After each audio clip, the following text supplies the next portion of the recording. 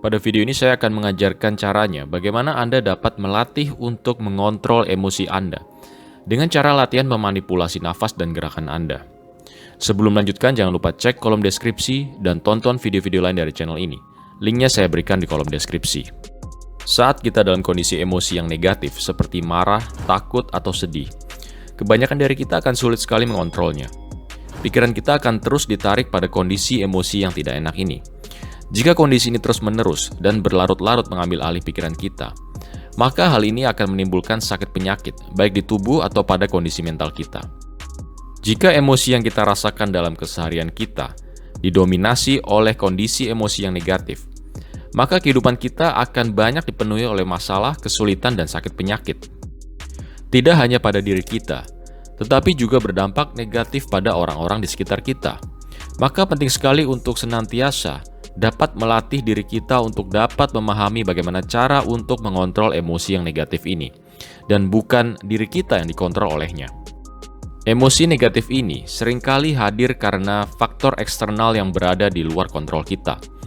Seperti misalnya kita dibuat marah oleh seseorang, atau kita dibuat sedih karena kehilangan seseorang di kehidupan kita, atau kita menghadapi masalah yang membuat kita merasa takut dan khawatir. Hal-hal ini berada seringkali di luar kontrol kita. Tetapi yang berada di dalam kontrol kita adalah bagaimana kita dapat merespon hal-hal tersebut.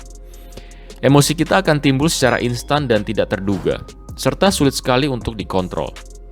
Sudah banyak penelitian ilmiah yang menyatakan bahwa emosi kita berkaitan erat dengan organ jantung kita. Kita pasti menyadari bahwa saat kita dalam keadaan marah atau takut, detak jantung kita menjadi semakin cepat dan tidak beraturan.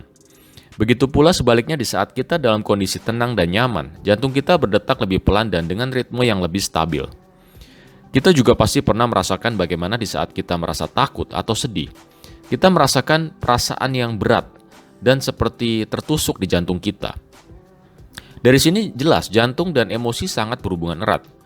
Jika kita dapat mengontrol detak jantung kita, maka kita akan dapat juga mengontrol emosi kita.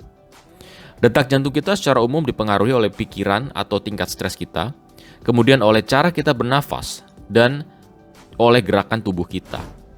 Jadi jika kita mengatur tiga hal ini, yaitu cara bernafas, cara kita bergerak, dan cara kita berpikir, maka kita dapat mengontrol emosi kita. Pikiran kita mempengaruhi detak jantung kita. Semakin banyak pikiran silih berganti akan membuat jantung kita berdetak tidak beraturan. Jika kita memiliki pikiran yang tenang, maka kita akan dapat mengontrol detak jantung kita agar tenang juga. Mengontrol pikiran dapat kita lakukan dengan berfokus pada nafas dan gerakan tubuh kita. Jika pikiran kita seringkali silih berganti memikirkan satu hal ke hal lainnya, cepat berpindah-pindah dan tidak terkontrol, maka mulailah dengan mengalihkan fokus pikiran kita pada kontrol gerakan nafas dan gerakan tubuh.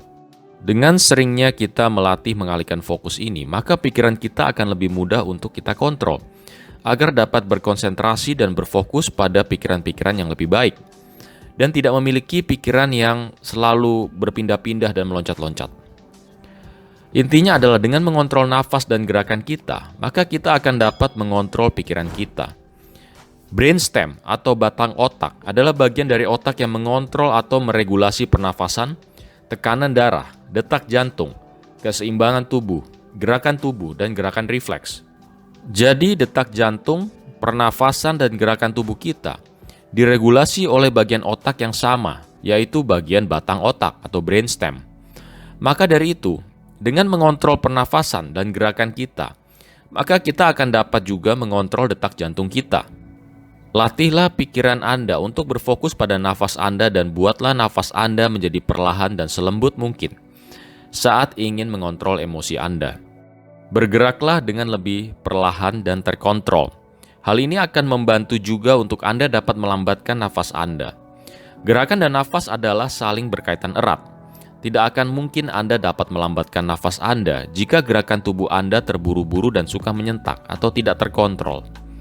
Gerakan ini bukan hanya gerakan-gerakan besar, tetapi juga termasuk gerakan-gerakan kecil seperti kedipan mata Anda, ketika Anda menelan, mengunyah, dan juga saat Anda berbicara. Pelankan dan buat gerakan-gerakan kecil ini lebih terkontrol. Sadari dan pastikan seluruh gerakan yang ada di tubuh Anda, sekecil apapun gerakan itu, menjadi perlahan dan terkontrol. Sinkronkan segala gerakan tubuh Anda dengan pernafasan Anda. Bernafas dan bergeraklah dengan lebih perlahan, lembut, dan terkontrol. Maka dengan ini Anda dapat mengontrol aktivitas otak dan juga detak jantung Anda. Maka secara langsung Anda juga sedang mengontrol emosi Anda. Jika memperhatikan dan mengontrol nafas Anda masih terasa sulit, mulailah dengan memperhalus gerakan tubuh Anda. Karena gerakan tubuh sifatnya lebih kasar dari nafas dan cenderung untuk lebih mudah diamati dan dikontrol. Setelah itu barulah masuk lagi ke nafas dan kemudian pikiran yang sifatnya lebih halus.